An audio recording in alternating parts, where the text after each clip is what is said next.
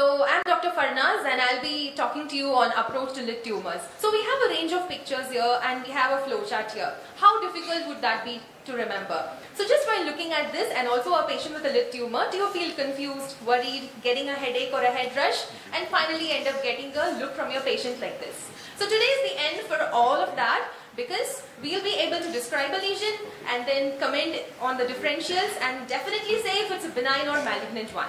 So let's just start. So the primary lesions are papule, nodule, less than 1 centimeter, more than 1 centimeter. It could be sessile and pedunculated, a plaque and a telangiectasia.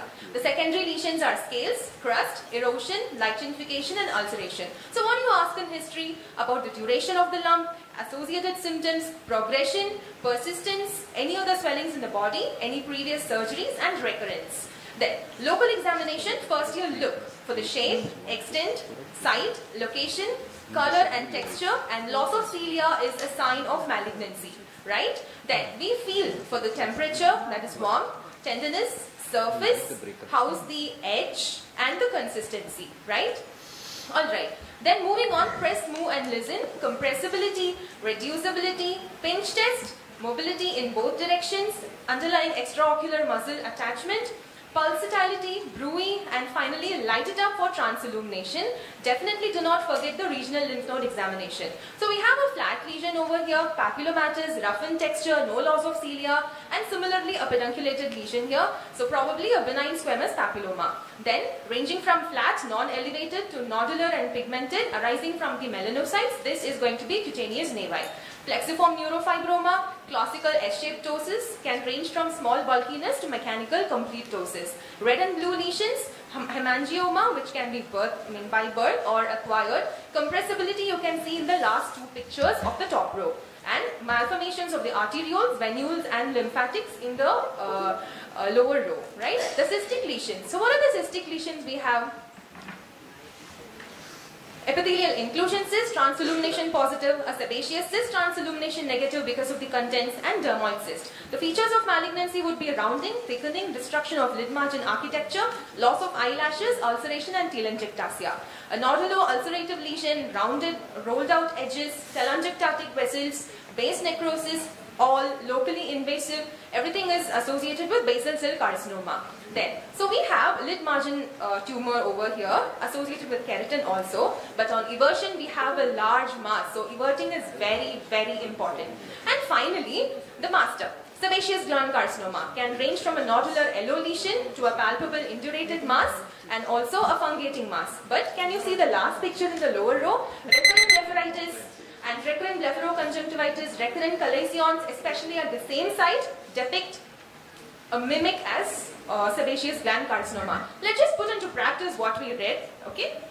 So, we have over here an eye model. There is a cystic lesion on the upper lid, transillumination positive. What do you think? And no loss of cilia. So it's benign or malignant? It's benign. So that's going to be a sebaceous cyst. Alright? Now, moving on, we have another lesion over here. Can you just show me? Yeah, so this is on the upper lid, yellowish lesion associated with loss of cilia, and so this is going to be a malignant lesion, probably a sebaceous gland carcinoma. Going to next one.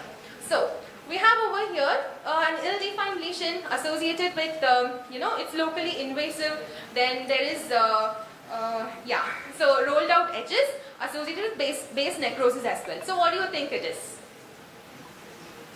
Basal cell carcinoma. Thank you so much. Okay.